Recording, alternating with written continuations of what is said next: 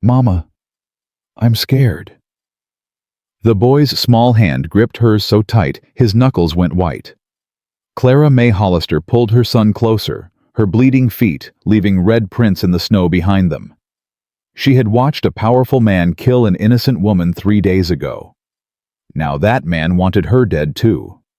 The rancher who opened his door that night had sworn never to let anyone in again. He had buried his wife and daughter 8 years ago and locked his heart with them. But when Clara collapsed at his feet clutching her 6-year-old son, she whispered something that made his blood run cold. If you want to know what she said, and how this desperate widow changed a broken man's life forever, subscribe to our channel and stay until the end. Drop a comment telling us what city you're watching from. We love seeing how far our stories travel. The knock came at midnight. 3 raps against the door. Weak. Desperate. Josiah Callahan set down his coffee and reached for the rifle beside his chair. 8 years living alone on this ranch, and not once had anyone knocked after dark. He had made sure of that. No neighbors within 6 miles. No friends left to visit. No reason for anyone to come. He crossed the room, slow boots silent on the wooden floor. "Who's there?" His voice came out rougher than he intended. No answer. Just the wind howling outside and a sound that might have been a child crying. Joe's hand tightened on the rifle. He pulled open the door. A woman stood on his porch. Or rather, she tried to stand. Her legs buckled the moment the door swung wide. Behind her, a small boy clutched her skirt, his face buried against her hip. "Please." Her voice was barely a whisper. "Please, mister. My boy." She collapsed forward. Joe caught her before she hit the ground, the rifle clattering against the wall. The child screamed. "Mama! Mama! Wake up!" Joe held the unconscious woman in his arms, staring down at a face he did not recognize. Her lips were blue. Her skin was ice. And her feet. Lord have mercy, her feet were bare and bleeding, wrapped in nothing but torn cloth. The boy looked up at him with eyes full of terror. "Is my mama dead?" Joe's chest tightened. He had not held a woman in 8 years. Had not heard a child's voice in his home since the fire took everything. "She ain't dead," he said gruffly. "Get inside, boy, now." He laid her on the bench near the hearth and threw 2 logs onto the dying fire. The boy stood in the corner shaking, watching Joe's every move like a rabbit watching a wolf. "What's your name?" Joe asked without turning around. Samuel. Sammy." "How old are you, Sammy?" 6. Joe pulled a blanket from the chest by the wall and covered the woman. Her breathing was shallow but steady. She was alive. Barely. "Your mama," he said. "What happened to her feet?" Sammy's chin trembled. "She gave me her boots." Joe stopped moving. "What?" "2 days ago. Mine got too wet. Mama said I'd get sick if I kept 'em on. So she gave me hers." The boy's voice cracked. "I told her not to. I told her, mister, but she wouldn't listen." Joe looked at the woman again, at her torn, frozen feet, at the thin dress that was never meant for a Wyoming winter, at the boy wearing boots, 3 sizes too big, stuffed with rags to keep them on. Something stirred in his chest, something he thought had died long ago. He crushed it down. "There's soup on the stove," he said flatly. "Eat, then sleep. We'll figure this out come morning." Sammy didn't move. "Mister." "What? Are you gonna hurt us?" Joe turned slowly. The boy stood rigid, his small fists clenched at his sides, tears streaming down his dirty face. He was terrified. But he wasn't running. He was standing between Joe and his unconscious mother, ready to fight if he had to. 6 years old and ready to die for her. Joe felt something crack inside him. "No," he said quietly. "I ain't gonna hurt you. Or your mama." Sammy stared at him for a long moment. Then his shoulders dropped and he walked to the stove without another word. The woman woke just before dawn. Joe heard her gasp and was on his feet before she could move. She sat up fast, eyes wild, hands reaching. "Sammy! Where's my son Sammy?" "He's here." Joe pointed to the corner where the boy slept on a pile of blankets the wooden horse clutched tight in his arms. "He's safe." The woman's breath shuddered out of her. She pressed a hand to her chest, tears spilling down her cheeks. "Thank God! Thank God!" She looked at Joe, then really looked at him, and he saw the fear return to her eyes. She drew back against the wall, pulling the blanket up like a shield. "Who are you?" she asked. "Name's Josiah Callahan. This is my land, my house." He didn't sit, didn't move closer. "Now you want to tell me who you are and why you showed up half dead on my doorstep in the middle of a blizzard?" She hesitated. He could see her mind working, weighing her options. "My name is Clara," she said finally. "Clara Hollister." "Where'd you come from, Mrs. Hollister?" "It's widow." Her voice was flat. "My husband's been dead 2 years." "Where'd you come from?" "Bitter Creek." Joe's eyes narrowed. Bitter Creek was 6 miles east, a small town barely 100 souls. He avoided it like the plague. "That's a long walk in a storm," he said, "especially with a child, especially barefoot." Clara's jaw tightened. "I didn't have a choice. Everybody's got a choice. Not when a man wants you dead." The words hung in the air between them. Joe studied her face, the exhaustion, the fear, and underneath it all, a stubborn fire that refused to die. "What man?" he asked. Clara shook her head. "I can't tell you that. You show up at my door bleeding, half frozen, dragging a child through a blizzard, and you can't tell me why. If I tell you, you'll throw us out, or worse." "Lady, I don't know you from Adam. Give me one reason why I shouldn't throw you out right now." Clara met his eyes, held them, and said the last thing he expected to hear. "Because you lost someone too.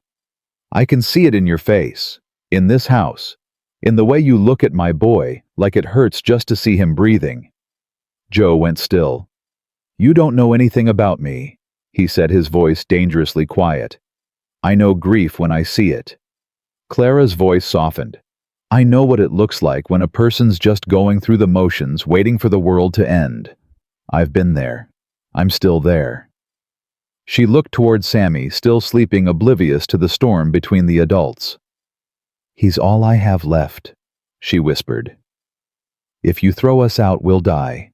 If you let us stay, maybe we'll die anyway. But at least he'll have a chance." Joe said nothing for a long moment. Then he turned and walked to the door. "You can stay," he said without looking back. 3 days. Until your feet heal enough to walk. Then you're gone. Thank you. Don't thank me." He pulled open the door, letting the cold rush in. "I ain't doing this for you." He stepped outside and slammed the door behind him. 3 days turned into 5. Clara's feet were worse than Joe had thought. The frostbite had set in deep, and 2 of her toes had turned black. He spent the first night cutting away dead skin, while she bit down on a strip of leather to keep from screaming. Sammy watched from across the room, silent, his small face pale. "Ain't you gonna sleep?" Joe asked the boy on the second night. "Can't." "Why not?" "Gotta watch Mama." Joe looked at the child, skinny, exhausted, holding on to consciousness by sheer will. "I'll watch her," he said gruffly. "You sleep. How do I know you won't hurt her?" "You don't. But if I wanted to hurt her, I'd have done it already." Sammy considered this. Then slowly, he lay down on his blankets and closed his eyes. He was asleep within minutes. Joe sat by the fire all night listening to the wind, and the woman's ragged breathing, and the soft sounds of a boy dreaming. He told himself it meant nothing. Told himself they were strangers. Told himself he would forget them the moment they left. But somewhere around midnight, when Clara's fever spiked and she started crying out for someone named Matthew Joe, found himself wiping her brow with a cool cloth and telling her it was going to be all right. He hadn't said those words to anyone in 8 years. On the 6th day, Clara was strong enough to sit up on her own. Joe brought her coffee and left it on the table without a word. "You're not much for conversation, are you?" she asked. "No. Neither was my husband. Drove me crazy sometimes." She wrapped her hands around the cup soaking in the warmth. "But I miss it now. The silence. When it's your own choice, silence is peaceful. When it's forced on you, it's just lonely." Joe didn't respond. He busied himself with cleaning the rifle he'd already cleaned twice that morning. "Why do you live out here alone?" Clara asked. "None of your business." "Fair enough." She sipped her coffee. "You got a wife?" "I said it ain't your business." "You did. I'm asking anyway."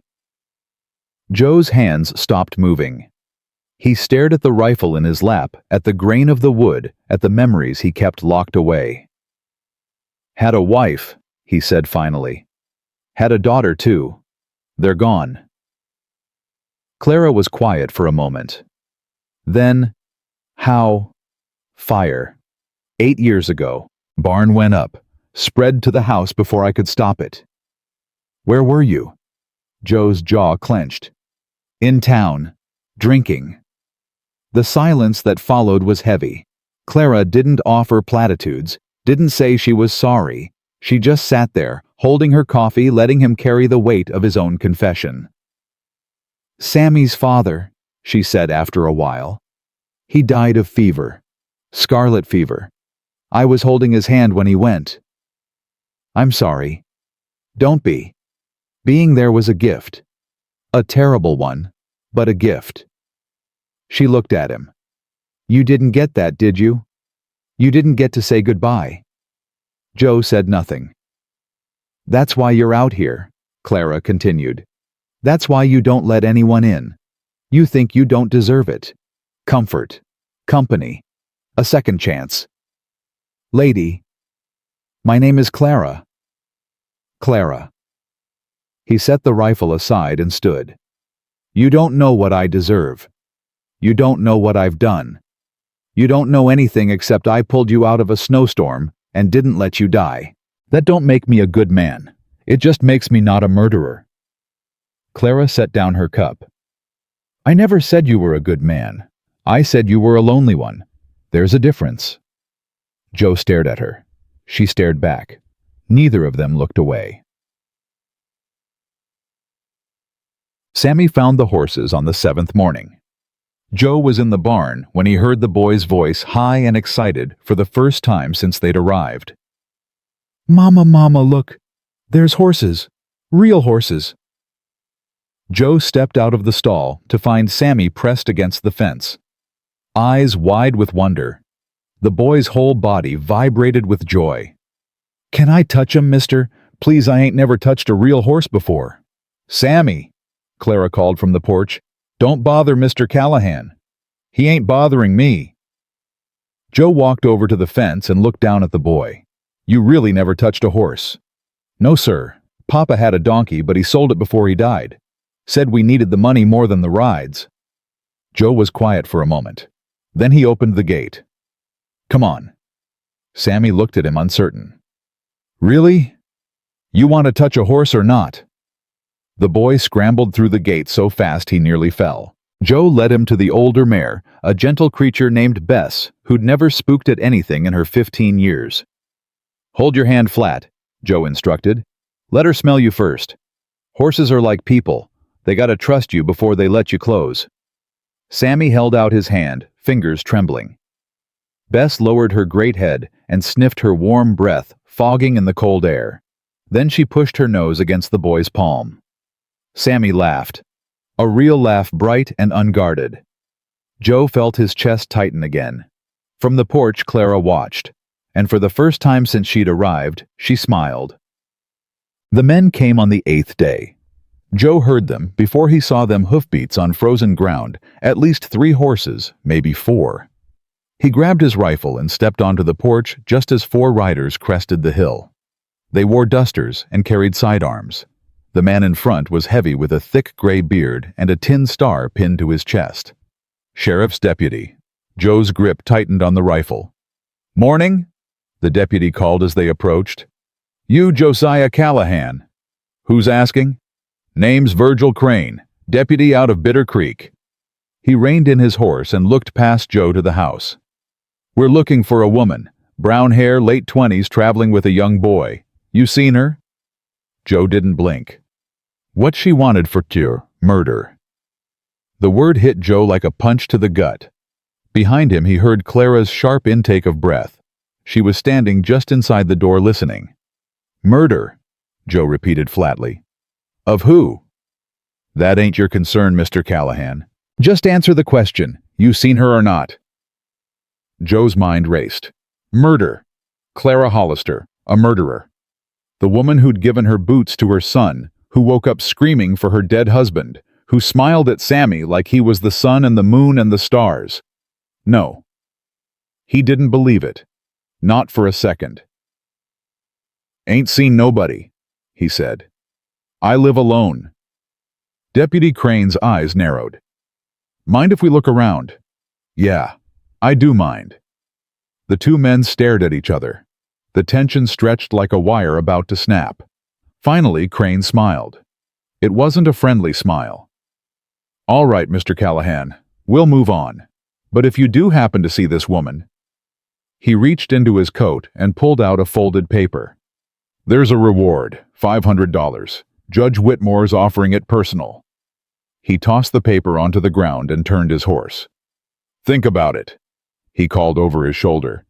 "That's a lot of money for a man living alone." The riders disappeared over the hill. Joe waited until he couldn't hear them anymore. Then he picked up the paper and unfolded it. "Wanted for murder. Clara May Hollister. $500 reward. By order of Judge Cornelius Whitmore." Joe walked inside. Clara stood in the middle of the room, Sammy pressed against her legs, her face white as bone.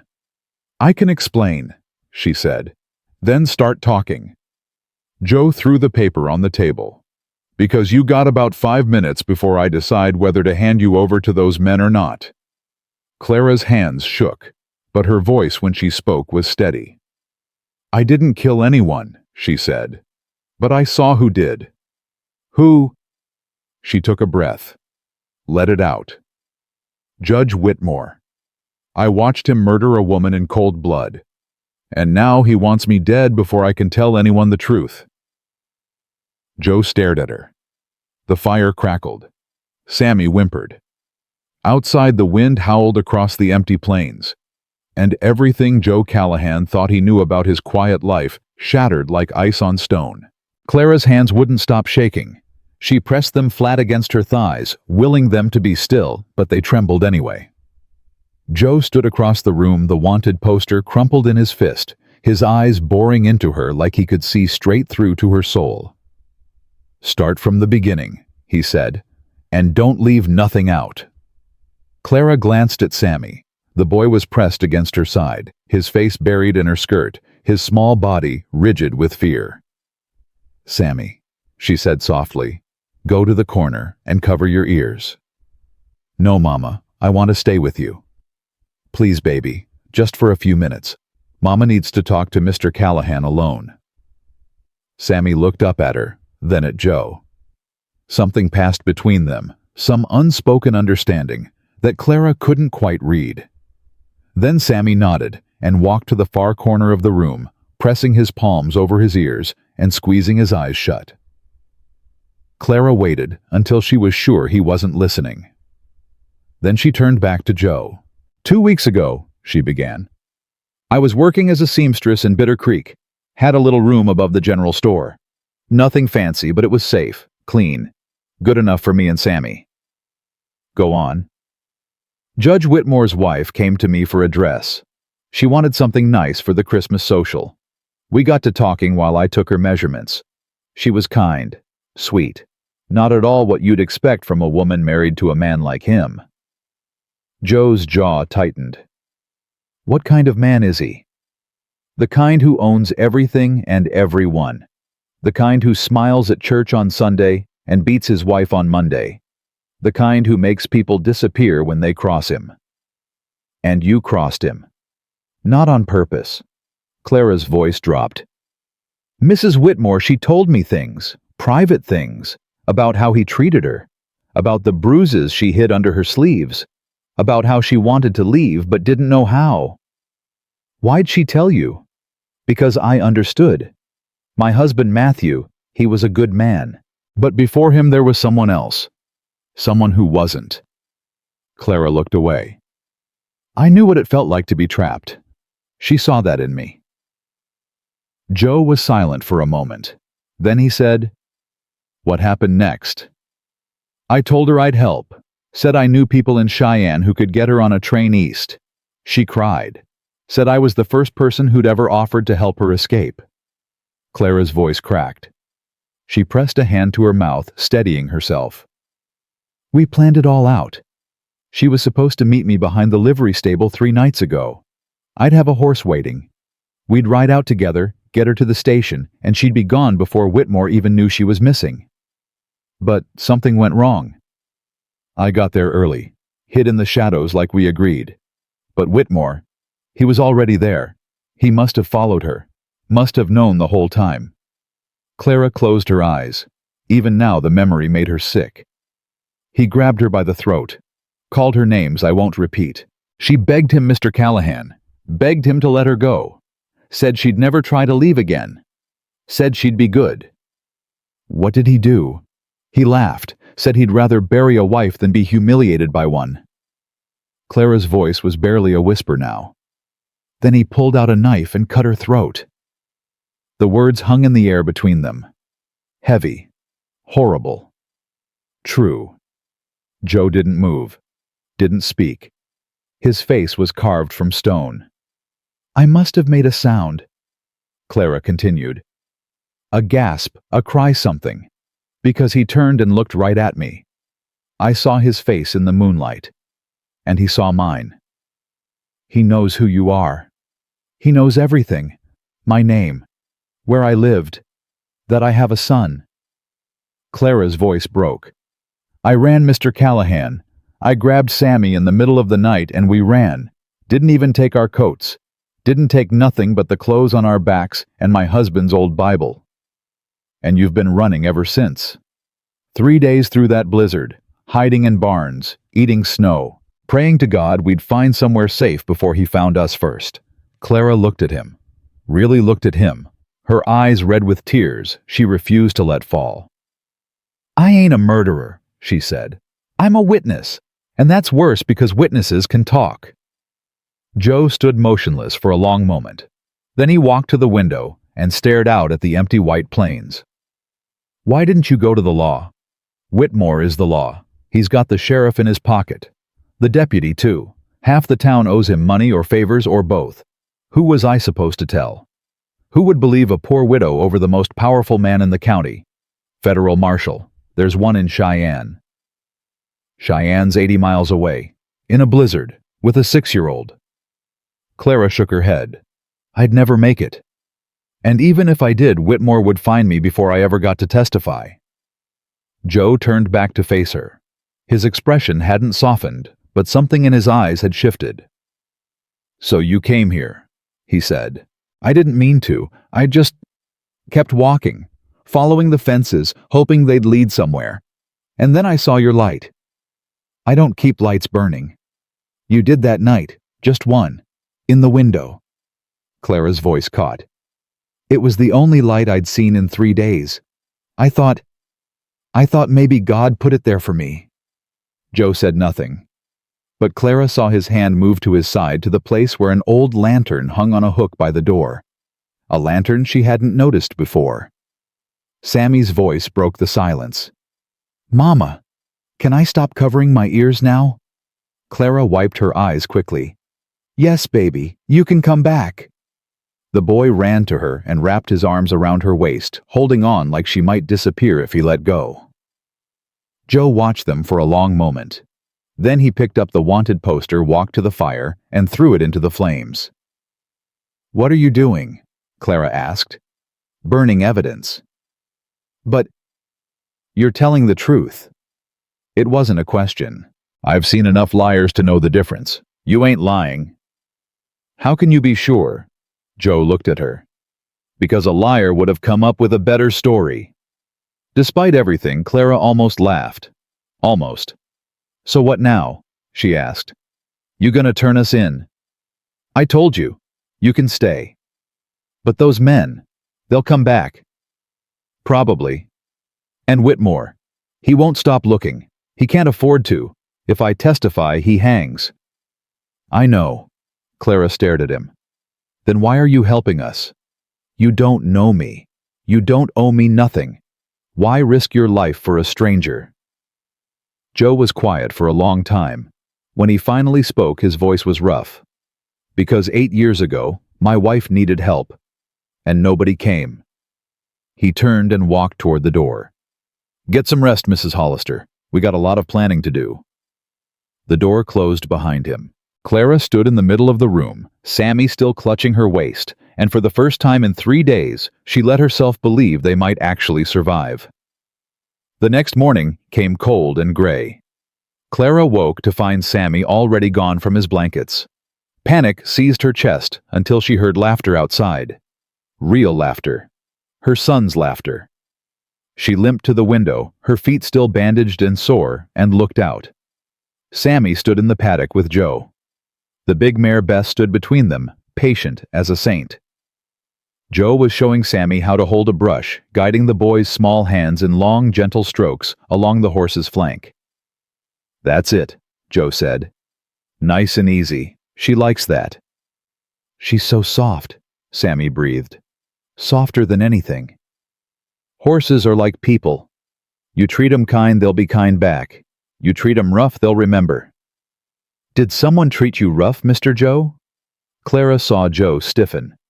For a moment she thought he would walk away, but instead he knelt down until he was eye level with Sammy. Yeah, he said quietly. Someone did. Is that why you live alone? Part of it. Sammy considered this.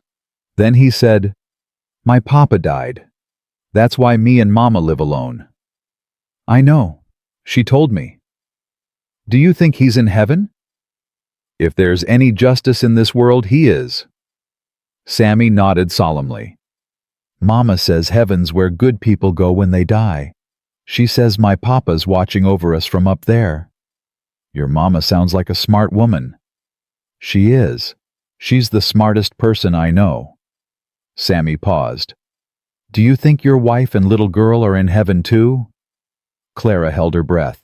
The question hung in the cold air like a prayer. Joe didn't answer for a long time. When he did, his voice was barely audible. I hope so, son. I surely hope so. Sammy reached out and put his small hand on Joe's arm. Maybe they're friends now, he said. My papa and your little girl. Maybe they're playing together up there. Something broke in Joe's face. Not dramatically, not with tears or sobs, but something small and quiet crumbled behind his eyes. Maybe they are, he said. Clara turned away from the window. She pressed her hand to her mouth and let the tears come silently so neither of them would hear. That afternoon, a rider appeared on the horizon. Joe saw him first. He was splitting wood behind the barn when the figure crested the hill, silhouetted against the gray sky. Get inside, he told Clara, who had come out to bring him coffee. Take Sammy, lock the door. Don't open it for nobody but me. Who is it? Don't know yet. Go. Clara didn't argue. She scooped up Sammy and hurried toward the house, her bandaged feet leaving red spots in the snow. Joe set down the axe and picked up his rifle. He walked slowly toward the approaching rider, his finger resting just outside the trigger guard. The rider came closer. Closer, until Joe could make out a dark face under a wide-brimmed hat, a gray beard, a familiar slump in the saddle. Zeke, Joe breathed. Ezekiel Monroe reined in his horse and tipped his hat. Afternoon, Josiah. Been a while. What are you doing here? Came to warn you. Zeke's voice was low urgent. There's men in town, 4 of them, asking questions about a woman and a boy. They already been to my place. What did you tell them? Nothing. Same as I tell everybody. I'm just an old black man trying to mind his own business. Zeke's eyes moved past Joe to the house. But I'm guessing you already know who they're looking for. Joe didn't answer. Zeke sighed. I ain't gonna ask Joe. Your business is your business. But I will tell you this. That Deputy Virgil Crane, he ain't no real lawman. He's bought and paid for by Judge Whitmore. And Whitmore don't send 4 men for something small. I know who Whitmore is. Then you know what he's capable of. Zeke leaned forwards in his saddle. Whatever you got yourself mixed up in, be careful. That man don't leave witnesses, and he don't leave people who help witnesses neither.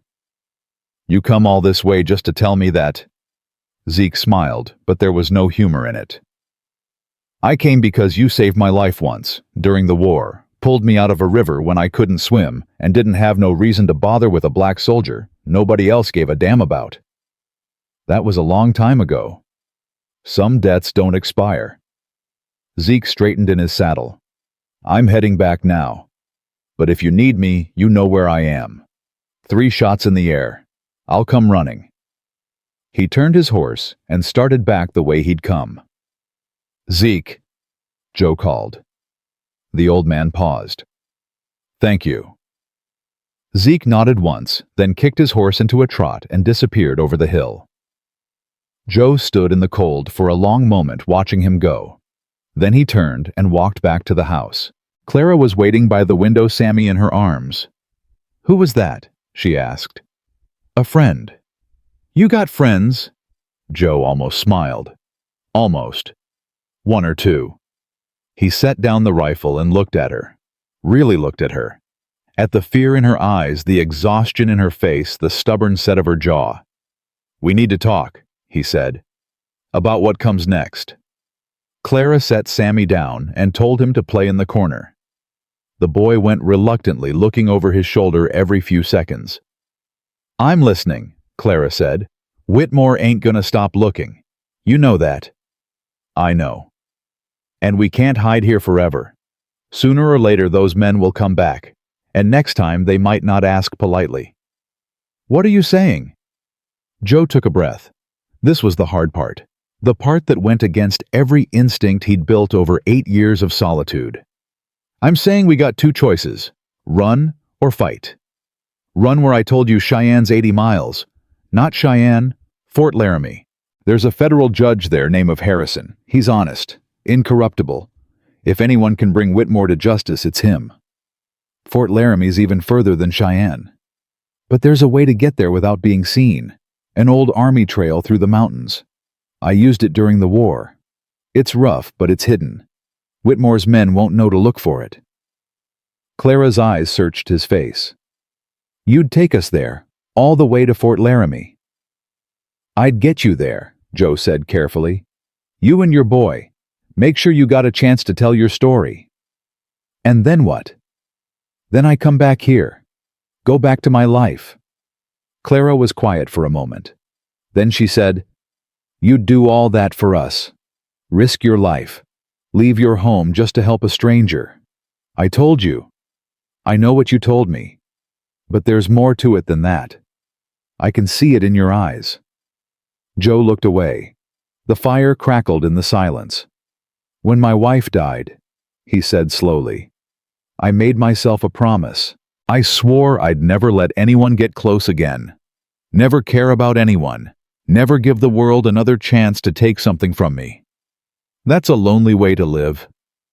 It's a safe way. Safe ain't the same as living. Joe's jaw tightened. I know that. I've known it for 8 years. But knowing something and doing something about it are 2 different things. Clara stepped closer to him. Close enough to touch, though she didn't. Why are you helping us, Joe? The real reason. He was silent for a long moment. When he finally spoke, his voice was rough with something that might have been pain. Because when your boy looks at me, I see her, my daughter, same age, same eyes, same way of believing the world can still be good even when it ain't. Clara felt her heart crack. What was her name? She asked softly. Sarah. The word came out broken. Her name was Sarah. She was 3 years old when she died, and I wasn't there to save her. Joe, I can't bring her back. Can't undo what happened. Can't make it right. He looked at Clara, and for the first time, she saw the full weight of his grief. But I can make sure your boy don't end up like her. I can make sure he grows up with a mother who loves him. I can make sure at least one child survives because of me instead of dying because of me. Clara reached out and touched his face. Her fingers were cold but gentle. It wasn't your fault, she whispered. Yes, it was. No. Fires happen. Accidents happen. You couldn't have known. I was drunk. I was in town drinking while my wife was screaming for help. While my daughter... His voice broke. I should have been there. I should have saved them. You would have died too. Maybe that would have been better. Clara's hand tightened on his face. Her eyes blazed with sudden fire. Don't you ever say that. Don't you ever say it would have been better if you died. You think your daughter would want that. You think your wife would want you to spend the rest of your life punishing yourself. You didn't know them. I don't have to. I know what love looks like, and I know they loved you, which means they'd want you to live, really live, not just exist. Joe stared at her. This woman, this stranger who had stumbled into his life bleeding and broken and somehow managed to see straight through to his soul. Why do you care? He asked. Because you're the first person in a long time who's given a damn about whether me and my boy live or die. And that means something. Maybe it shouldn't, but it does. They stood there, inches apart, the fire crackling between them and the world howling outside. Then Sammy's voice cut through the silence. Mama, I'm hungry. Clara stepped back, the spell broken. But something had shifted between them. Something small, but significant. I'll make supper, she said. Joe nodded. I'll check the horses. He walked to the door, then paused with his hand on the handle. Clara. She looked up. We leave at first light, day after tomorrow. Be ready. He stepped outside and closed the door behind him. Clara stood in the middle of the room, her heart pounding, her hands trembling for a different reason now. Mama? Sammy tugged at her skirt. Are we going somewhere? Yes, baby. She picked him up and held him close. We're going somewhere safe. Is Mr. Joe coming with us? Clara looked at the door at the space where Joe had stood just moments before. Yes, she said quietly. Mr. Joe is coming with us. That night, Clara couldn't sleep. She lay on her blankets, staring at the ceiling, listening to the wind and her son's soft breathing and the steady creak of the rocking chair in the other room. Joe hadn't come inside for supper. Hadn't come inside at all. She had seen the light burning in the barn, had watched his shadow move behind the windows, and had wondered what ghosts he was fighting alone in the dark. Around midnight, she made her decision. She wrapped a blanket around her shoulders and slipped outside. The cold hit her like a wall, but she kept walking, her bandaged feet crunching in the fresh snow. The barn door was ajar. She pushed it open and stepped inside. Joe sat on a hay bale, a bottle of whiskey in his hand. He looked up when she entered but didn't move. Shouldn't be out here, he said. Cold'll kill you faster than Whitmore. Then let me in before it does. She crossed the barn and sat down beside him. Not close enough to touch, but close enough to feel his warmth. I thought you gave up drinking, she said. I did. This is the first bottle I've touched in 8 years. What changed? Joe was quiet for a moment. Then he held up the bottle and looked at it like it was an old enemy. You, he said. You and that boy. You changed everything. Clara didn't know what to say to that. Joe set the bottle down unopened and pushed it away. I was gonna drink it, he admitted. Sat here for 3 hours telling myself I deserved it. After everything. After the memories and the guilt and the way that boy looks at me like I'm some kind of hero.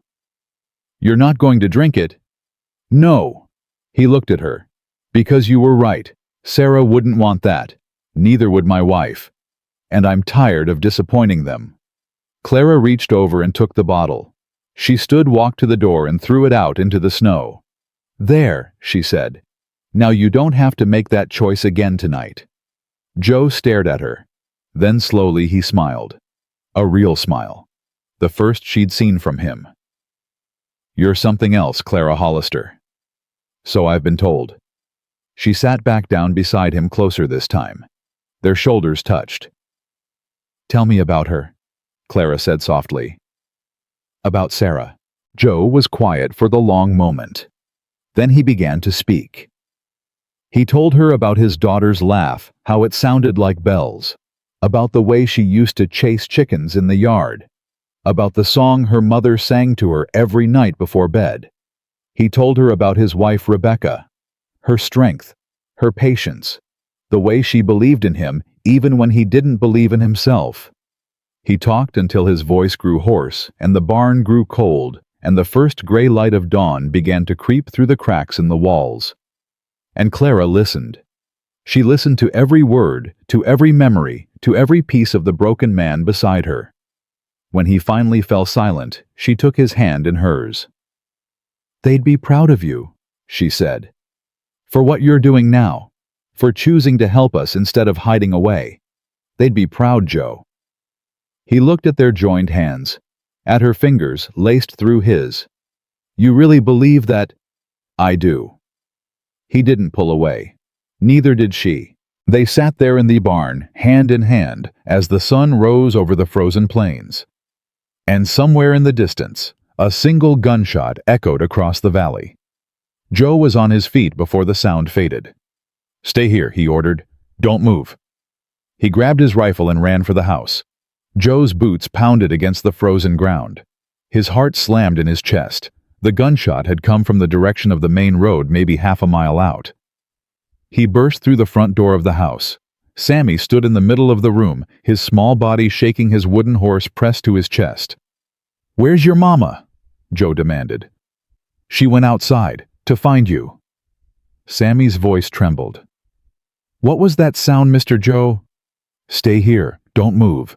Don't open the door for nobody." Joe ran back outside. Clara was stumbling toward the house from the barn, her face white with fear. "I heard it," she gasped. "Was it them?"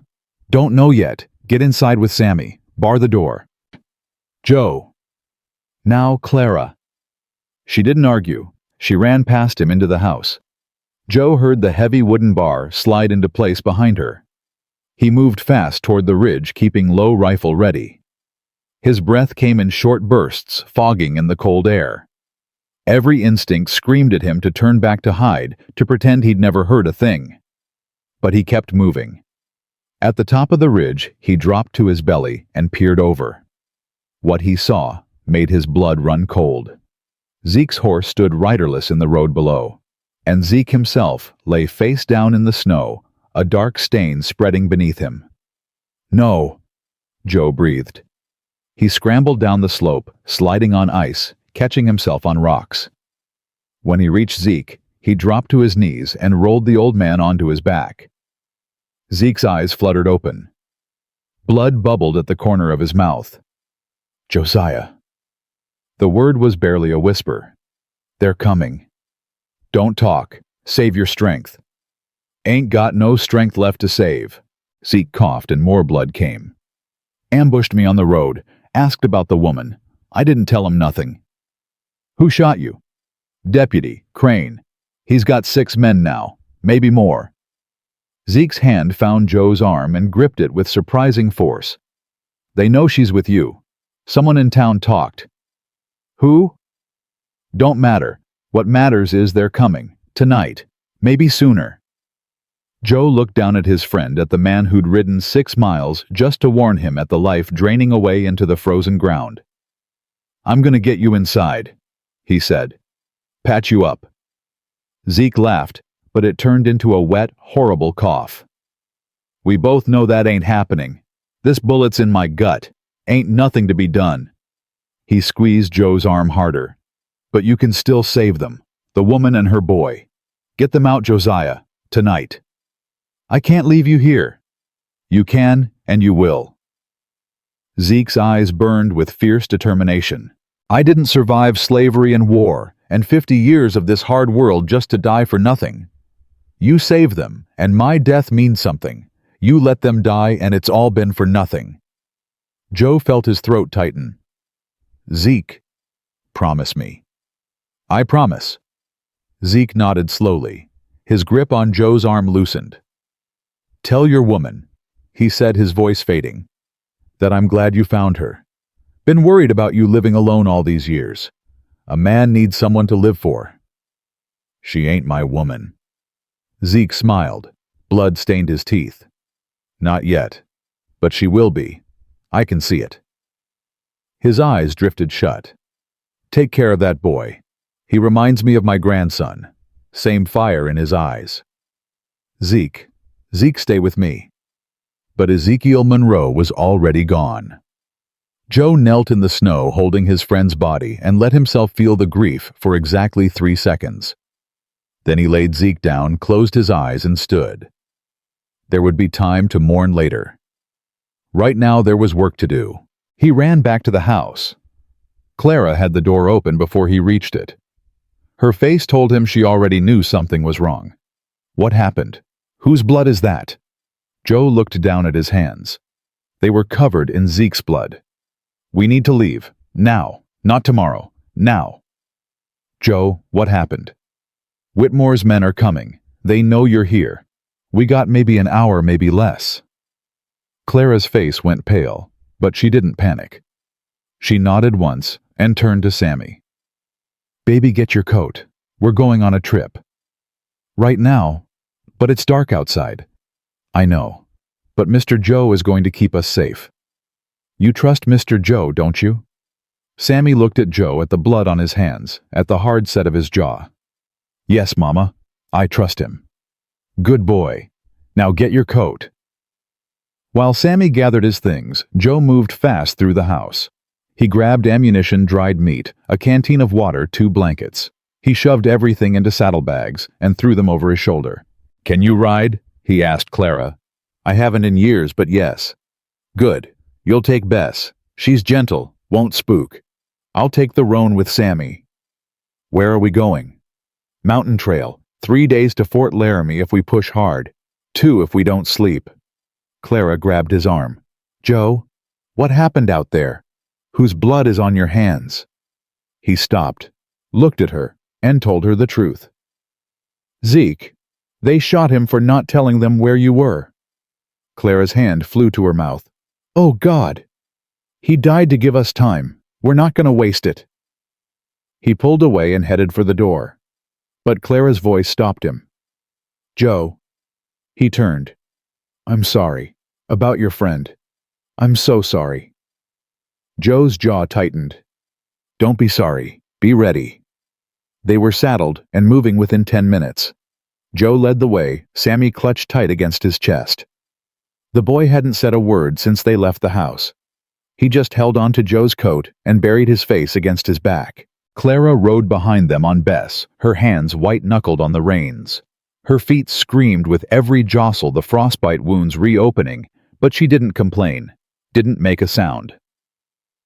They rode north away from the main road toward the dark mass of mountains that loomed against the night sky. For an hour, there was nothing but the sound of hooves on frozen ground and the wind howling through the pines. Then Joe heard it. Hoofbeats, coming fast. Riders, he said quietly. Behind us. Clara looked over her shoulder.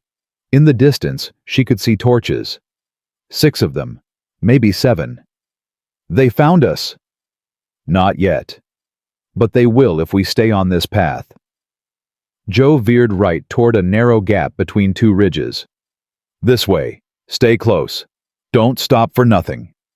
They pushed the horses harder. The gap narrowed until they were riding single file, the rock walls pressing in on either side. Sammy whimpered. Mr. Joe, I'm scared. I know, son. But you gotta be brave for your mama. Can you do that? I'll try. That's all anyone can do. They emerged from the gap onto a steep mountainside. Below them, the valley spread out like a dark ocean. Above them, The trail wound upward into shadow. Joe reined in his horse and listened. The hoofbeats had stopped. "Did we lose them?" Clara whispered. "Maybe. Or maybe they're circling around." He pointed up the trail. "There's a cabin about 2 miles up. Old mining shack. We can rest there. Wait for dawn." "Is it safe?" "Safer than out here." They started up the trail. The horses struggled on the steep grade, their breath steaming in the cold. Sammy fell asleep against Joe's chest, exhausted by fear and cold, and the endless swaying of the horse. Joe found himself looking down at the boy's face. So peaceful. So trusting. Something twisted in his chest. "He reminds me of her," he said quietly. Clara brought Bess alongside him. "Who?" "Sarah. My daughter. She used to fall asleep just like that. Against my chest, trusting me to keep her safe." "You did keep her safe. For 3 years you kept her safe. And then I didn't." "Joe, I know what you're gonna say. It wasn't my fault. I couldn't have known. But here's the thing, Clara. It don't matter whose fault it was. What matters is she's gone. And I have to live with that every day for the rest of my life." Clara was quiet for a moment. Then she said, "What was she like, Sarah?" Joe didn't answer right away. When he did, his voice was rough with memory. "She was fearless. Used to climb everything she could find. Trees, fences, the roof of the barn once. Scared her mama half to death." A ghost of a smile crossed his face. "And stubborn. Lord, was she stubborn. Once she made up her mind about something, there was no changing it." "Sounds like someone else I know." Joe glanced at her. "That's supposed to be funny." "A little." Despite everything, Joe almost smiled. They reached the cabin just as the first gray light of dawn began to creep over the mountains. It was small and weathered, half buried in snow, but the walls were solid and the roof was intact. Joe carried Sammy inside while Clara tied the horses. The boy stirred when Joe laid him on the floor. "Where are we?" Sammy mumbled. "Somewhere safe. Go back to sleep." "Is Mama okay?" "She's fine. She's right outside." Sammy's eyes drifted shut. Within seconds, he was asleep again. Clara came in and closed the door behind her. She looked exhausted, her face drawn, her eyes shadowed with fear and fatigue. "How are your feet?" Joe asked. "Hurting, but I'll manage." "Let me see." "Joe, we don't have time." "Let me see." Clara sighed and sat down on an old crate. She unwrapped the bandages, slowly wincing with each layer. Joe knelt in front of her. The wounds had reopened. Blood seeped through the cloth. "This is bad," he said. "I know." "You should have told me." "And what you would have stopped, let them catch us. I would have carried you." Clara laughed, but there was no humor in it. "You can't carry me and Sammy and fight off Whitmore's men at the same time." "I could try." "No, you couldn't." She touched his face, her fingers cold against his cheek. "I'm not your responsibility, Joe. Neither is Sammy. You've already done more than anyone could ask." "You're right. You're not my responsibility." He looked up at her, his eyes fierce. "But that don't mean I'm gonna let anything happen to you." Clara's breath caught. Why do you care so much?" "Because..." He stopped, swallowed. "Because you're the first person in 8 years who's made me feel like maybe I ain't completely dead inside. And that scares the hell out of me." Clara stared at him. Then slowly she leaned forward and pressed her forehead against his. "I'm scared too," she whispered. "I'm scared of what happens when this is over. I'm scared of losing you. I'm scared of..." A gunshot exploded outside. Joe was on his feet in an instant, rifle in hand. "Stay with Sammy," he ordered. He threw open the door and stepped outside. Deputy Crane stood 20 feet away, a smoking pistol in his hand. Behind him, 5 men on horseback, all armed, all watching. "Morning, Mr. Callahan," Crane said, his voice cold. "You've led us on quite a chase." Joe raised his rifle. "Get off my land. This ain't your land. It's Judge Whitmore's. Everything in this territory belongs to him one way or another." Crane holstered his pistol and crossed his arms. "Now we can do this easy, or we can do it hard. Your choice." "What do you want?" "You know what I want. The woman. She's a witness to something she shouldn't have seen. The judge would like to have a conversation with her." "And if I say no?" Crane smiled. It was the coldest smile Joe had ever seen. "Then we kill you. We kill the boy. And we take her anyway." He shrugged. "Like I said, easy or hard?" Joe's finger tightened on the trigger. He could take Crane, maybe one or two of the others. But 5 men, with rifles, he'd be dead before he got off a second shot. And then Clara and Sammy would be alone. "Joe," Clara's voice came from behind him. She stepped out of the cabin, her chin high, her eyes blazing. "Let me go with them." "No. They'll kill you. They'll kill Sammy. I can't." "I said no." Clara grabbed his arm and pulled him around to face her. "Listen to me," she hissed. "I didn't run 3 days through a blizzard to watch you die. I didn't let my son see what he's seen just to lose everything now. Clara, let me do this. Let me save you for once." Joe stared at her, at the determination in her eyes, at the love she wasn't saying but couldn't hide. "I can't," he said quietly. "I can't let you go, not after everything." "You don't have a choice. There's always a choice." He turned back to Crane. "You want her? You'll have to go through me." Crane sighed. "I was hoping you'd say that." He raised his hand. The 5 men behind him lifted their rifles, and then a voice rang out from the ridge above. "I wouldn't do that if I were you, Deputy."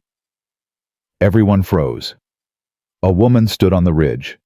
Silver hair, weathered face, a shotgun in her hands. Behind her at least a dozen more figures emerged from the rocks. Men and women, old and young, all armed. Joe's heart stopped. He recognized them. The homesteaders from the valley. The families he'd ignored for years. The neighbors he'd refused to know. And at the front of them all, Martha Brennan, the widow who ran the general store in Bitter Creek. "Mrs. Brennan," Crane said, his voice tight, "this ain't your concern." "I'm making it my concern." Martha descended the ridge, her shotgun never wavering. "Zeke Monroe was my friend. You killed him on my road. That makes it personal. Monroe was harboring a fugitive. Monroe was protecting an innocent woman and her child from a murderer." Martha's voice cut like ice. "And before you lie to me about who that murderer is, Deputy, you should know that half the people behind me watched Judge Whitmore beat his wife bloody at the Christmas social 2 weeks ago. The other half heard him bragging about how he was going to shut her up for good." Crane's face went pale. "You don't know what you're talking about." "I know exactly what I'm talking about. I know Mrs. Whitmore came to Clara Hollister begging for help. I know your boss followed her and killed her. And I know you've been hunting Clara ever since to keep her quiet." The men behind Crane shifted uneasily. One of them lowered his rifle. "This ain't worth it," the man muttered. "Whitmore didn't say nothing about a whole damn army." "Shut up," Crane snapped. "No, he's right." Another man backed his horse away. "I signed on to chase a widow, not fight a war." One by one, Crane's men began to retreat. Within moments, only Crane himself remained. Martha walked forward until she was standing right in front of him. "Here's what's going to happen," she said quietly. "You're going to ride back to Bitter Creek. You're going to tell Judge Whitmore that Clara Hollister has friends, lots of them. And if he wants to come after her, he'll have to come through all of us." Crane's face twisted with rage. "You're making a mistake." "Maybe, but it's my mistake to make." She leveled the shotgun at his chest. "Now get off this mountain before I decide to make Zeke Monroe's death mean something." For a long moment, Crane didn't move. Then slowly, he turned his horse and rode away. Martha watched him go. Then she lowered her shotgun and turned to Joe. "Mr. Callahan, been a long time." Joe stared at her. "How did you—" "Zeke. He stopped at my store before he came to warn you. Told me everything." Her eyes softened. "He said if anything happened to him, I should gather the neighbors and come find you. Said you'd be too stubborn to ask for help yourself." Joe's throat tightened. Even dying Zeke had been thinking of him. "Why?" he managed. "Why would you help me? I've ignored all of you for years. Never said 2 words to any of you." Martha smiled. "Because that's what neighbors do, Mr. Callahan. We show up. Even when we're not wanted. Even when we're not asked." She looked past him to Clara, who stood in the doorway of the cabin, Sammy clutched in her arms. "You must be Mrs. Hollister. I've heard a lot about you." Clara nodded slowly. "I don't understand. Why are you all here?" "Because Judge Whitmore has been terrorizing this valley for years. Because he's bought the sheriff and bullied the homesteaders and made everyone afraid to speak up." Martha's voice hardened. "But when Zeke told us what you saw, what you were willing to risk to tell the truth, something changed. People realized they weren't alone. That if one woman could stand up to Whitmore, maybe we all could." Clara's eyes filled with tears. "I didn't mean to start anything. I just wanted to keep my son safe." "That's exactly what you did. And in doing so, you gave the rest of us something we'd lost a long time ago." Martha took Clara's hand. "Hope." Joe stepped forward. "This ain't over. Crane will be back. Whitmore will send more men." "We know." Martha nodded. "That's why we're going with you, all the way to Fort Laramie if we have to. Clara's going to tell her story to Judge Harrison, and Whitmore is going to hang for what he's done." Joe looked at the faces on the ridge. Farmers, ranchers, shopkeepers. Ordinary people with ordinary lives who had chosen to risk everything for a woman they barely knew. "You'd all do that?" he asked. "You'd all put yourselves in danger for her?" A young man stepped forward. Joe recognized him as the blacksmith's son from Bitter Creek. "Mr. Callahan," he said, "my family's lived under Whitmore's boot for 10 years. My pa lost his land because he couldn't pay the taxes Whitmore invented. My sister lost her husband because he stood up to the judge and got shot for it." He looked at Clara, then back at Joe. "Mrs. Hollister's the first person with the courage to fight back. If she's willing to risk her life for the truth, the least we can do is help her get there." Murmurs of agreement rippled through the crowd. Joe felt something shift inside him, something he hadn't felt in a very long time. He wasn't alone. He looked at Clara. She looked back at him, tears streaming down her face, her son in her arms. "Okay," Joe said quietly. "Let's finish this." They descended the mountain together. 23 souls bound by grief and hope, and the fierce determination to see justice done. And at the front of them all, a broken rancher and a desperate widow riding side by side toward whatever waited ahead. The journey to Fort Laramie took 3 days. 3 days of hard riding, cold nights, and constant vigilance. Every shadow could be an ambush. Every sound could be Whitmore's men catching up, but they never came. Joe rode at the front of the group, Sammy still clutched against his chest. The boy had barely spoken since they left the cabin. He just held on to Joe's coat and watched the world pass by with wide, haunted eyes. "He's scared," Clara said, bringing Bess alongside Joe's horse on the second night. "He's trying to be brave, but he's scared." "He's got every right to be." "I know, but I wish—" Clara's voice broke. "I wish he didn't have to see all this. I wish I could have given him a normal life." "Normal's overrated." Joe looked down at the sleeping boy. "He's got a mama who loves him more than her own life. That's worth more than normal." Clara was quiet for a moment. Then she said, "You're good with him. Better than you think." "I ain't good with nobody." "That's not true. He trusts you. He looks at you like—" She stopped. "Like what?" "Like you're his hero." Joe's jaw tightened. "I ain't nobody's hero." "You are to him. And to me." Joe didn't respond. but something in his chest loosened just a little. They reached Fort Laramie on the morning of the fourth day. The military outpost rose from the plains like a promise, its walls solid and strong. Soldiers patrolled the gates. The American flag snapped in the wind. Martha rode up beside Joe. "I'll go in first. Talk to the commander. Judge Harrison should be here for the winter session." "You sure about this?" "I'm sure." Martha's eyes were steady. "We didn't come all this way to turn back now." She rode toward the gates.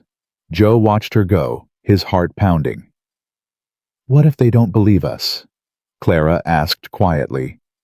"What if Whitmore got here first? What if—" "Then we'll figure something out." "How can you be so calm?" Joe looked at her. "I ain't calm, Clara. I'm terrified. But being scared don't change what needs to be done." Clara reached over and took his hand. "Whatever happens in there, I want you to know something." "What's that?" "These past 2 weeks, they've been the worst and the best of my life." She squeezed his fingers. "The worst because of everything we've been through. The best because of you." Joe's throat tightened. "Clara, I know you don't want to hear it. I know you're scared of feeling something again, but I needed to say it. Before we go in there. Before everything changes." Joe looked at her. At the woman who had stumbled into his life bleeding and broken and somehow made him feel alive again. "It already changed," he said quietly. "The moment you knocked on my door." Before Clara could respond, Martha came riding back. Her face was grim. "We got a problem." Joe's hand went to his rifle. "What kind of problem?" "Judge Harrison's here. But so is someone else." Martha's voice was tight. "Whitmore. He arrived this morning with Deputy Crane and a dozen men. He's claiming Clara murdered his wife." Clara went pale. No, that's not—" "I know, but he's got papers. Official documents. A warrant for your arrest signed by the territorial governor." "The governor's in his pocket too." "Apparently." Martha looked at Joe. "They're holding a hearing in 1 hour. Clara's supposed to turn herself in." "Like hell she is." "Joe." Clara's voice was steady despite the fear in her eyes. "Maybe I should." "What?" "If I don't, they'll say I'm guilty. They'll say I ran because I had something to hide. But if I face them, they'll kill you before you get a chance to speak. Not in front of a federal judge, not with all these witnesses." Clara lifted her chin. "This is what we came here for, to tell the truth. I can't do that hiding behind a wall." Joe stared at her. Every instinct screamed at him to protect her, to grab her and Sammy and ride as far away as possible. But he knew she was right. "Fine," he said through gritted teeth, "but I'm going with you, every step. I wouldn't have it any other way." The hearing was held in the fort's main assembly hall. Soldiers lined the walls. Townspeople filled the benches. And at the front of the room, 2 men sat at a long wooden table. Judge William Harrison was a tall, thin man with silver hair and sharp eyes. He looked like a man who had seen too much and stopped being surprised by any of it. Judge Cornelius Whitmore was his opposite, heavy, florid, with a thick gray beard and cold eyes. He sat with his hands folded on the table, watching Clara like a snake watching a mouse. Clara walked into the room with her head high. Joe stayed close behind her, one hand on Sammy's shoulder. The boy pressed against his leg, trembling. "Mrs. Hollister." Judge Harrison's voice was neutral. "You've been accused of a serious crime. The murder of Eleanor Whitmore. How do you plead, 'Not guilty, Your Honor'?" A murmur rippled through the crowd. Whitmore's face didn't change, but his eyes narrowed. "Do you have evidence to support your claim?" Harrison asked. "I have the truth." Clara's voice was steady. "I didn't kill Eleanor Whitmore. I watched her husband do it." The murmur became a roar. People shouted. Whitmore slammed his hand on the table. "This is outrageous. This woman is a liar and a murderer." "Order." Harrison banged his gavel. "I will have order in this court." The room fell silent. Harrison turned back to Clara. "That's a serious accusation, Mrs. Hollister. Do you have any proof?" "I have my word, and I have witnesses who can speak to Judge Whitmore's character." "Character witnesses are not proof of murder." "Then let me tell you what I saw." Clara stepped forward, her hands clenched at her sides. 2 weeks ago, I was supposed to help Eleanor Whitmore escape. She came to me because her husband beat her, because she was afraid for her life. We planned to meet behind the livery stable, and I would get her on a horse to Cheyenne. "Lies," Whitmore roared. "My wife loved me. She would never. Your wife was terrified of you." Clara's voice cut through his. "She had bruises on her arms, scars on her back. She told me you threatened to kill her if she ever tried to leave." The crowd erupted again. Harrison banged his gavel repeatedly. "Mrs. Hollister, continue." "I got there early, hid in the shadows. When Eleanor arrived, Judge Whitmore was already there. He grabbed her by the throat. She begged him to let her go. He said," Clara's voice cracked, "he said he'd rather bury a wife than be humiliated by one. Then he cut her throat." Silence fell over the room. Absolute deafening silence. Harrison turned to Whitmore. "Judge, do you have anything to say?" Whitmore stood. His face was purple with rage, but his voice was controlled. "This woman is clearly deranged. She's concocted this fantasy to cover her own guilt. I loved my wife. I would never harm her." "Then explain the bruises," Martha Brennan called from the back of the room. "Explain why half the county saw Eleanor with black eyes and split lips.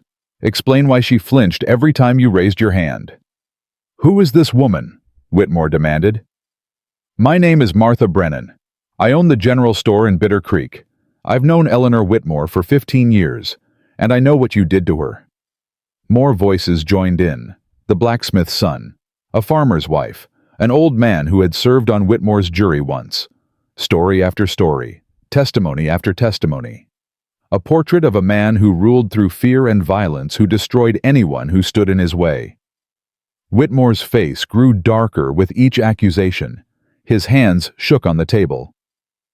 "This is a conspiracy," he shouted. "These people are lying. They're all lying." "Are they?" Harrison's voice was cold.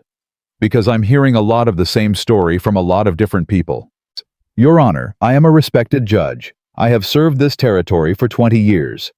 You've terrorized this territory for 20 years. Clara stepped forward. "You've bought sheriffs and bribed officials and murdered anyone who got in your way. But it stops here. It stops now." Whitmore stared at her. And for the first time, Clara saw fear in his eyes. "You have no proof," he said. "Your word against mine." "Actually," a new voice rang out, "she does." Everyone turned. A man stood in the doorway of the assembly hall. He was young, barely 30, with dark hair and sharp features. He wore the uniform of a U.S. Marshal. "Marshal Quinn?" Harrison rose from his seat. "I wasn't expecting you." "I wasn't expecting to be here." Quinn walked into the room, his boots echoing on the wooden floor. "But I received some interesting information 3 days ago, from a woman named Martha Brennan." He reached into his coat and pulled out a leather folder. "While you were writing here, Mrs. Hollister, I was conducting my own investigation. I visited the site where Eleanor Whitmore's body was found. I interviewed witnesses, and I discovered something very interesting." He opened the folder and laid its contents on the table in front of Harrison. Eleanor Whitmore's body was found behind the livery stable, exactly where Mrs. Hollister said it would be. The wound was consistent with a knife attack, not strangulation, which is what Judge Whitmore claimed in his report. And... Quinn paused. "The knife was found buried in the snow 10 feet from the body. It had initials engraved on the handle, C.W. The room exploded. Whitmore lunged for the door, but soldiers blocked his path. He spun around, his face twisted with rage. "You can't do this to me. I am a judge. You are under arrest." Quinn pulled iron shackles from his belt. "For the murder of Eleanor Whitmore, for conspiracy to commit murder, for corruption. For abuse of power, and for a dozen other crimes I'll add once I finish my investigation." He snapped the shackles around Whitmore's wrists. "You have the right to a trial," Quinn said coldly, "though I doubt it will go the way you're used to." Whitmore was dragged from the room, screaming threats and curses. The crowd parted like water before him. Clara stood in the middle of the chaos, her whole body shaking. It was over. It was finally over. And then Joe was there, his arms around her, holding her up when her legs threatened to give way. "You did it," he said into her hair. "Clara, you did it. We did it." She looked up at him, tears streaming down her face. "All of us. Together." Sammy squeezed between them, wrapping his arms around both their legs. "Mama, did we win?" Clara laughed a sound that was half sob, half joy. "Yes, baby, we won." The aftermath was a blur of official statements, signed documents, and handshakes from strangers. Judge Harrison commended Clara for her bravery. Marshal Quinn promised to see the case through to the end. Martha Brennan organized lodging for all the homesteaders who had made the journey. But through it all, Joe stayed by Clara's side. He didn't speak much. He didn't need to. He was just there, solid and steady, his presence a comfort she hadn't known she needed. That night, after Sammy had finally fallen asleep in a real bed. For the first time in weeks, Clara found Joe standing outside the barracks, staring up at the stars. "Can't sleep?" she asked. "Don't want to." "Why not?" Joe was quiet for a long moment. Then he said, "Because when I wake up, this might all be over. You'll go back to your life. I'll go back to mine. And everything we went through will just be a memory." Clara stepped closer to him. "Is that what you want? To go back to the way things were?" "No." The word came out rough, almost painful. "But I don't know how to do anything else. I've been alone so long, Clara. I don't know how to be with someone anymore." "Then learn." She took his hand, pressing it between both of hers. "Learn with me." Joe looked at her, at this woman who had crashed into his life and turned everything upside down, at the courage in her eyes and the strength in her touch. "What about Sammy?" he asked. "What about him? He's been through hell. He's lost his father. He's seen things no child should see. The last thing he needs is another stranger in his life." Clara smiled. "Joe, you haven't been a stranger to him since the second day. He adores you. He asks about you constantly. Last night before he fell asleep, you know what he asked me." "What?" "He asked if you were going to be his new papa." Joe's heart stopped. "What did you tell him?" "I told him I didn't know, that it was up to you." Clara's eyes searched his face. "So what do you say, Josiah Callahan? Do you want to be part of our family?" Joe stared at her. 1,000 reasons to say no flooded his mind. The guilt, the fear, the certainty that he would somehow fail her the way he had failed Rebecca and Sarah. But then he thought of Sammy's laughter in the barn, of Clara's hand in his during the long cold nights, of the way she looked at him like he was worth something, like he deserved to be happy. "I don't know how to be a father," he said slowly. "I don't know how to be a husband. I don't know how to do any of this right." "Neither do I. We'll figure it out together." "What if I mess up?" "You will. So will I. That's what people do." Clara reached up and touched his face. "But the important thing isn't being perfect. It's showing up, every day. Even when it's hard. Even when you're scared." "I've been scared my whole life."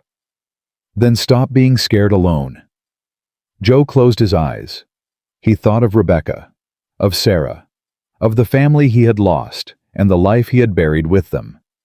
And then he thought of Clara, of Sammy, of the future that was waiting if he was brave enough to reach for it. He opened his eyes. "Okay," he said. Clara blinked. "Okay. Okay, let's figure it out together." For a moment, Clara just stared at him. Then her face broke into the most beautiful smile he had ever seen. She threw her arms around his neck and kissed him. It wasn't gentle. It wasn't careful. It was desperate and hungry and full of everything they had both been holding back for weeks. When they finally broke apart, they were both breathing hard. That was, Joe started. Long overdue, Clara finished. He laughed. Actually laughed. The sound surprised him. I forgot what that felt like, he said. What laughing? Being happy. Clara pressed her forehead against his. Get used to it, she whispered. Because I intend to make you happy for a very long time. They stood there together, wrapped in each other's arms as the stars wheeled overhead, and the night grew cold, and the future stretched out before them uncertain, but no longer empty. And somewhere in the barracks behind them, a little boy slept peacefully for the first time in weeks, dreaming of horses and heroes, and the family he was finally going to have. The trial of Judge Cornelius Whitmore began 3 weeks later. Clara testified for 2 days. She told her story again and again, answering questions facing Whitmore's cold stare, never backing down. The evidence was overwhelming. The knife, the witnesses, the pattern of abuse that stretched back 20 years. On the 5th day of the trial, the jury delivered their verdict. Guilty, on all counts. Whitmore was sentenced to hang. Clara wasn't there for the execution. She didn't want to be. But Joe went. He stood in the crowd and watched the man who had terrorized a territory meet his end at the end of a rope. He didn't feel satisfaction. He didn't feel triumph. He just felt tired. When it was over, he rode back to Fort Laramie, where Clara and Sammy were waiting. It's done, he said. Clara nodded. She didn't ask for details. She just took his hand and held it. So what now? She asked. Joe looked at her. At Sammy, who was playing with a wooden horse in the corner.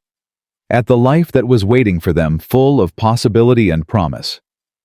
Now, he said, we go home. Home? Clara raised an eyebrow. I don't have a home anymore. Everything I owned was in Bitter Creek. You do now. Joe pulled something from his pocket and pressed it into her hand. It was a key. Old and rusted but solid. What's this? Key to my ranch. Our ranch if you want it. He cleared his throat. It ain't much. Needs work. But it's got good land, strong walls, room for a family to grow. Clara stared at the key. Then she looked up at him, her eyes shining.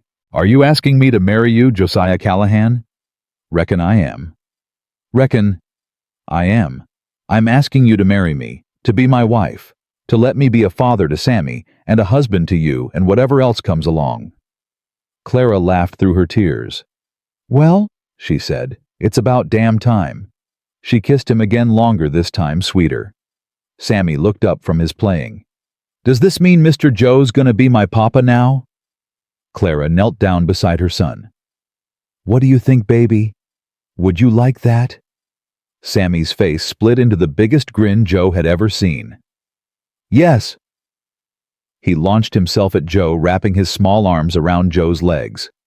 Yes, yes, yes. Joe picked the boy up and held him close. Felt the small heartbeat against his chest. Felt the trust in those thin arms. I'll take good care of you, he promised quietly. Both of you. I swear it. Sammy pulled back and looked at him with serious eyes. I know, he said.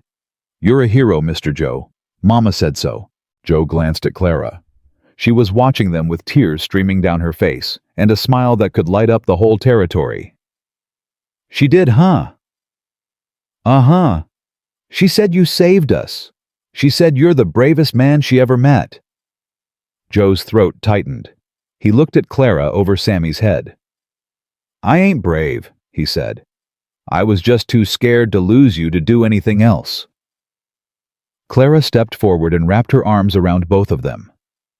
That's what bravery is, she whispered. Being scared and doing it anyway. They stood there together, the three of them, a family forged in fire and fear and hope. And outside the sun began to set, painting the sky in shades of gold and red, as if the world itself was celebrating the end of one story and the beginning of another. They left Fort Laramie on a cold March morning. The snow had begun to melt, leaving patches of brown earth showing through like promises of spring. Clara rode beside Joe now, not behind him. Sammy sat in front of Joe, chattering about everything he saw, his fear finally giving way to the endless curiosity of childhood. "Mr. Joe, look, is that an eagle?" "Red-tailed hawk." "How can you tell?" "Eagles are bigger, and they don't fly that low unless they're hunting." "What's he hunting?" "Rabbits, probably. Maybe a prairie dog." "Can we get a dog?" "A real one?" "Not a prairie dog, but a dog. Joe glanced at Clara. She was smiling. "We'll see," he said. "Mama always says we'll see when she means no." "Then maybe she means yes this time." Sammy twisted around to look at Clara. "Do you, Mama? Do you mean yes?" Clara laughed. "I mean we'll see. Which might mean yes, and might mean no, and might mean ask me again when we're home." "When will we be home?" "2 more days," Joe said, "if the weather holds." Sammy sighed dramatically. "That's forever. It'll go faster if you stop asking questions." "But I like asking questions." "I noticed." Clara reached over and squeezed Joe's arm. He looked at her and something passed between them. Something warm and real and full of possibility. "Thank you," she said quietly. "For what?" "For being patient with him. For being patient with both of us. Ain't nothing to thank me for. This is just—" He stopped, swallowed. "This is just what family does." Clara's eyes filled with tears. "Family. If you want it to be." "I do. God help me, I do." They rode in silence for a while after that. But it was a good silence, a full silence. The kind of silence that comes when words aren't needed.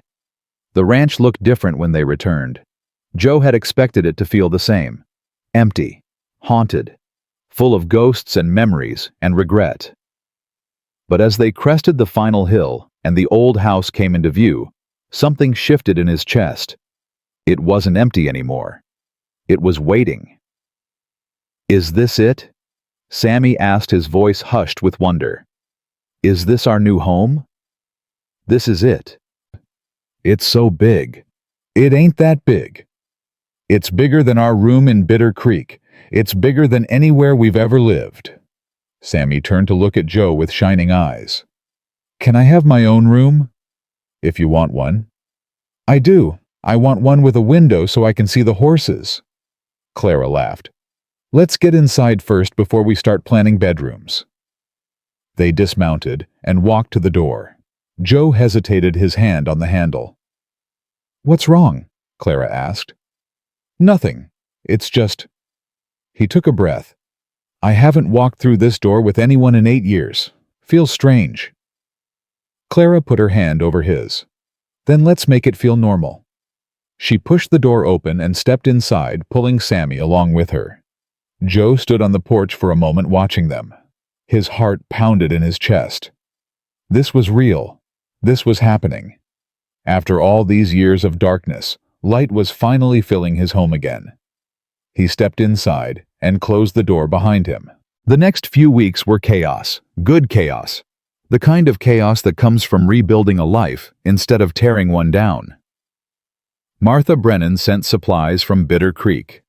Food cloth seeds for planting. A letter that simply said, "About time that old house had some life in it." The homesteaders who had ridden with them to Fort Laramie came to visit. They brought gifts, tools, furniture, a rocking chair that one of the farmers had built himself.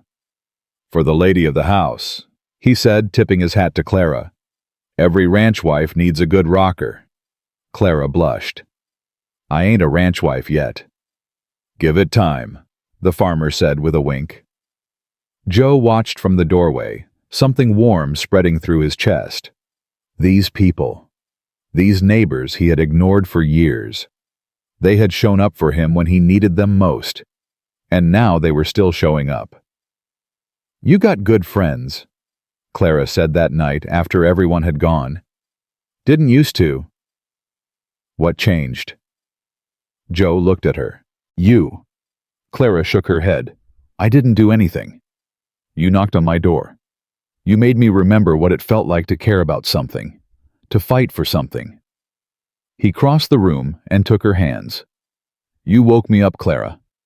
After 8 years of being dead inside, you woke me up. Joe, I know I ain't good with words.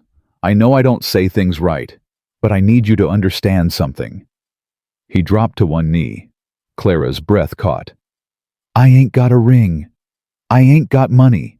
I ain't got nothing to offer you except this broken-down ranch and a heart that's been shattered so many times I wasn't sure it could still beat. Joe, you don't have to. Let me finish. He looked up at her, his eyes bright with unshed tears. I spent 8 years punishing myself for what happened to Rebecca and Sarah. I thought I didn't deserve to be happy, didn't deserve to love anyone again. But you showed me that wasn't true. He squeezed her hands. I can't promise I'll be perfect. I'll make mistakes. I'll say the wrong thing. I'll probably drive you crazy half the time.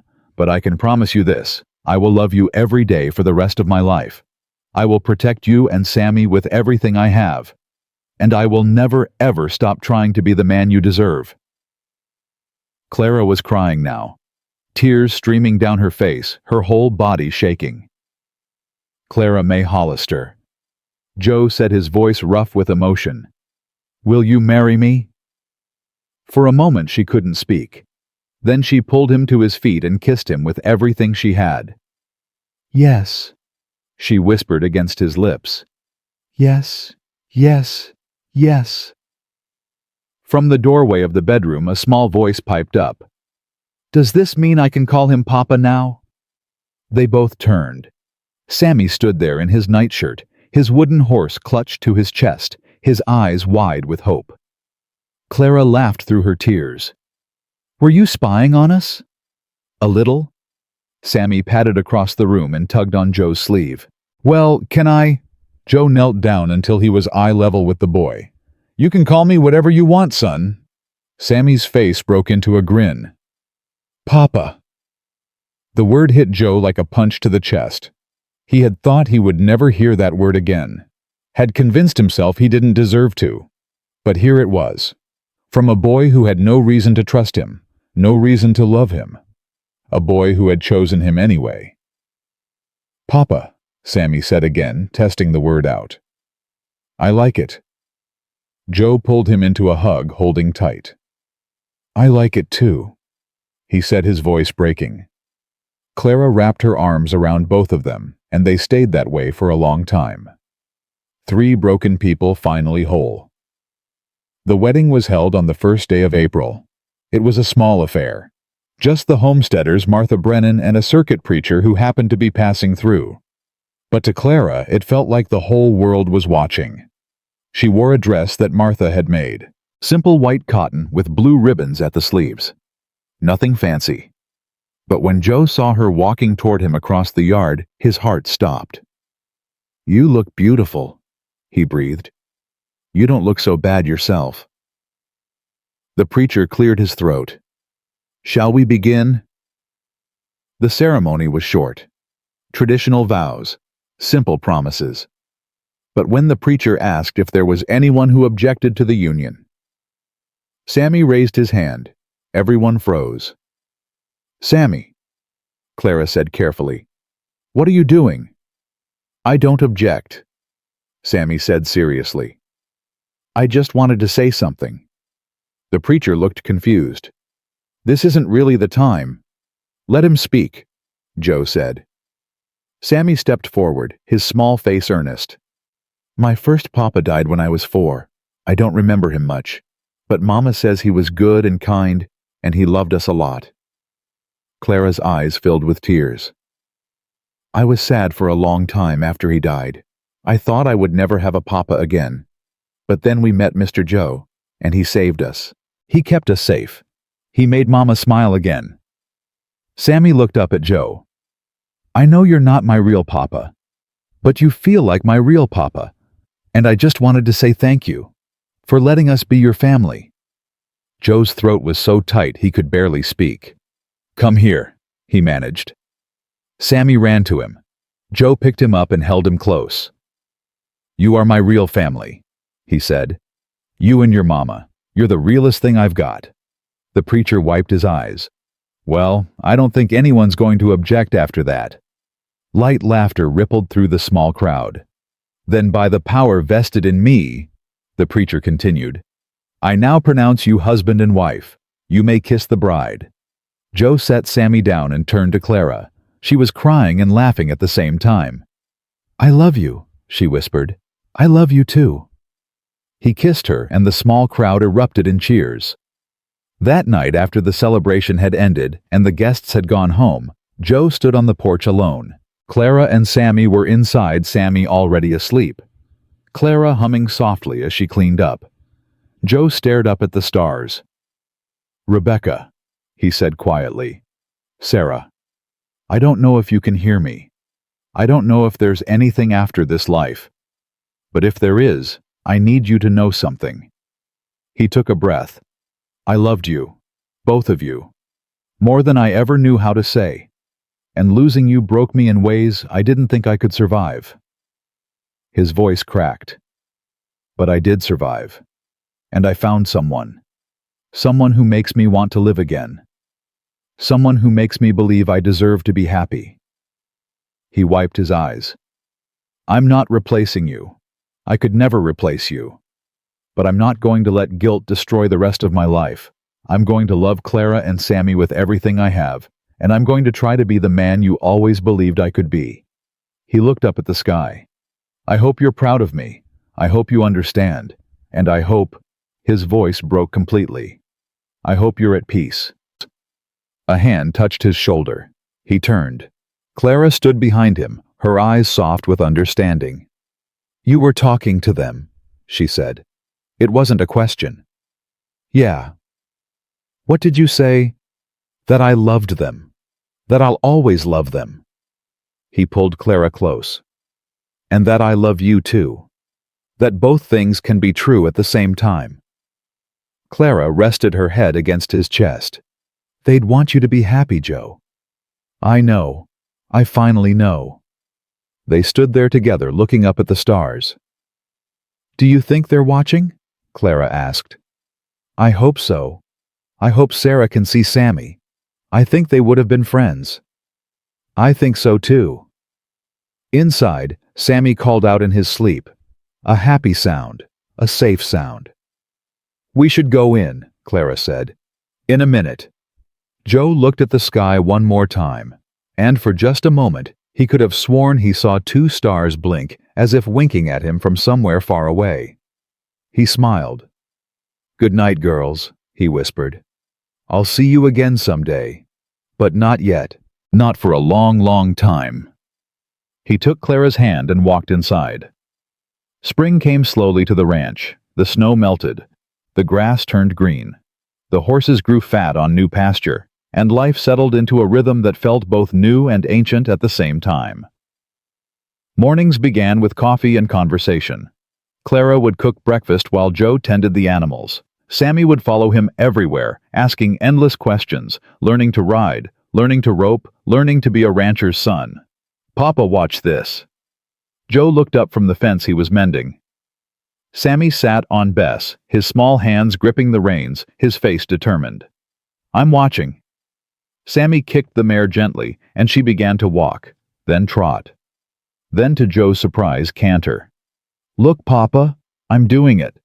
Joe's heart swelled with pride. "You're a natural son. Keep your heels down." Sammy circled the paddock twice before bringing Bess to a stop in front of Joe. His face was flushed with excitement. Did you see how fast I went?" "I saw. You're going to be a better rider than me pretty soon." "Really? Really?" Sammy beamed. Then his face grew serious. "Papa." "Yeah. Do you think my first papa would be proud of me too?" Joe felt his chest tighten. "I think he'd be the proudest man in the territory." "How do you know?" "Because I am. And he loved you even more than I do." Joe reached up and squeezed Sammy's knee. You got two papas watching out for you now. One up there and one down here. That makes you pretty special. Sammy thought about this. Then he nodded. I like having two papas. Good. Because you're stuck with us. Sammy laughed and kicked Bess back into motion, circling the paddock again. Joe watched him go, his heart full to bursting. Summer brought more changes. Clara discovered she was pregnant. She told Joe on a warm June evening when Sammy was already asleep and the fireflies were just starting to blink in the meadow. I have something to tell you, she said. Joe looked up from the harness he was mending. What is it? I'm going to have a baby. The harness slipped from his fingers. What? A baby, Joe. We're going to have a baby. For a long moment he couldn't speak, couldn't move, couldn't do anything but stare at her. Are you sure? I'm sure. I've known for a few weeks. I wanted to wait until I was certain before I told you. A baby. The word came out strangled. Our baby. Our baby. Joe stood slowly, walked to her, took her face in his hands. Clara. I know you're scared. I know this brings up memories. But this is different. This is us. This is our family. Our future. I ain't scared. You're not. I'm terrified. He laughed a sound that was half joy and half tears. But I'm also happier than I've ever been in my entire life. He pulled her close and held her tight. We're having a baby, he whispered. We're having a baby. They stood there, wrapped in each other, as the fireflies danced around them like tiny stars brought down to earth. The next morning they told Sammy. The boy's reaction was immediate and explosive. A baby. A real baby. I'm gonna be a brother. You're gonna be a big brother, Clara said, laughing. This is the best day ever. Sammy jumped up and down, unable to contain his excitement. Can it be a boy? I want a brother? We can play together and ride horses together, and it might be a girl, Joe said. Sammy stopped bouncing. A girl? Maybe. We won't know until the baby comes. Sammy considered this. Then his face brightened again. That's okay. I can teach a sister to ride horses too, and rope, and fish, and... Slow down, son. The baby ain't even here yet. When will it be here? Winter, Clara said. Around Christmas, the doctor thinks. That's forever away. It'll go faster than you think. Sammy ran to Clara and pressed his ear against her belly. Hello, baby, he said solemnly. I'm your big brother, Sammy. I'm gonna take care of you. I promise. Clara's eyes filled with tears. She looked at Joe over Sammy's head. We did good, she whispered. We did. Fall arrived in a blaze of gold and red. Clara grew rounder. Sammy grew taller. And Joe grew into the man he had always been afraid to become. He laughed more now, smiled more, talked more. The neighbors who had known him as the silent, brooding rancher hardly recognized him anymore. Marriage suits you, Martha Brennan said one afternoon when she came to deliver supplies. Reckon it does. Never thought I'd see the day Josiah Callahan would be smiling at strangers and hosting Sunday dinners. People change? No, they don't. Not really. Martha looked at him with wise old eyes. They just finally become who they were always supposed to be. Joe thought about that for a long time after she left. The first snow came in early December. Clara was huge now, uncomfortable, exhausted. But her eyes still sparkled when Joe walked through the door each evening. Her smile still lit up the room. How are you feeling? He asked, same as he did every night. Like I swallowed a watermelon. A beautiful watermelon. You're a terrible liar. I ain't lying. He kissed her forehead. You're the most beautiful woman I've ever seen. You need spectacles. I need you. That's all I need. The baby came on Christmas Eve. It was a long labor. 12 hours of pain and fear and hope. Joe paced outside the bedroom door, while the midwife worked his hands, shaking his prayers constant. Sammy sat on the floor beside him, equally terrified. "Is Mama going to be okay?" "She's going to be fine." "How do you know?" "Because your mama is the strongest person I've ever met, and she's got too much to live for to let anything happen to her." Finally, just as the sun began to rise on Christmas morning, a cry pierced the air. The bedroom door opened. The midwife stood there exhausted, but smiling. "Mr. Callahan, would you like to meet your daughter?" Joe's heart stopped. Daughter. A healthy baby girl, 8-pound strong lungs. The midwife stepped aside. "Go on in. They're waiting for you." Joe walked into the room on legs that barely held him. Clara lay in the bed, pale and sweaty, and more beautiful than he had ever seen her. In her arms, wrapped in a white blanket, was a tiny red-faced creature with a shock of dark hair. "Joe," Clara said softly, "come meet your daughter." He crossed to the bed and looked down at the baby. She was perfect. Tiny fingers, tiny toes, a face that was somehow already familiar, as if he had known her his whole life. "She's beautiful," he breathed. "She looks like you." "Poor kid." Clara laughed weakly. "I think she's lucky." The baby opened her eyes. They were blue like Clara's, but something in them reminded Joe of someone else. "Sarah," he whispered. Clara looked at him. "What?" "I want to name her Sarah, after my daughter, if that's okay with you." Clara's eyes filled with tears. "It's perfect." Sammy appeared in the doorway, his face anxious. "Can I see? Can I see the baby?" "Come here, son." Sammy crept forward and peered at his new sister. "She's so small." "She'll get bigger." "Can I hold her?" "When she's a little older. For now, you can touch her hand." Sammy reached out one finger and gently touched the baby's palm. Sarah's tiny fingers closed around his. "She's holding me," Sammy whispered, awed. "Mama, Papa, she's holding my finger." "She knows you're her brother," Clara said. "She's saying hello." Sammy's face broke into a grin. "Hello, Sarah. I'm Sammy. I'm gonna be the best big brother ever. I'm gonna teach you everything. How to ride horses and rope cattle and maybe start with something simpler," Joe said, smiling. "Like walking." "I can teach that too." They stayed like that for a long time. The four of them. A family. Complete. Outside, the snow fell gently, covering the ranch in white. Inside, new life began. 1 year later, on the anniversary of the night Clara had first knocked on Joe's door, the family gathered on the porch to watch the sunset. Clara held Sarah on her hip. The baby was walking now, toddling everywhere, getting into everything, filling the house with laughter and chaos. Sammy sat on the porch railing, his legs dangling, his wooden horse long since retired to a shelf in his room. He was too old for such things now, he said. He was 8. Practically a man. Joe stood behind Clara, his arms wrapped around both her and Sarah. "Hard to believe it's been a year," Clara said. "Feels like longer?" "Feels like no time at all." Joe pressed a kiss to her hair. "I've been thinking," he said. "About what?" "About that night, when you knocked on my door. I almost didn't answer." "I know."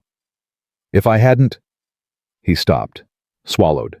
"If I hadn't, none of this would exist. You, Sammy, Sarah, this life. I would have spent the rest of my days alone, drowning in guilt, waiting to die." Clara turned in his arms. "But you did answer." "I did." "Why?" Joe looked at her. At this woman who had changed everything, who had saved him in ways he still didn't fully understand.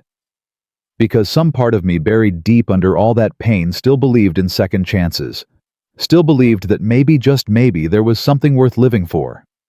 He touched her face. "You were what I was waiting for, Clara. I just didn't know it yet." Clara's eyes shone with tears.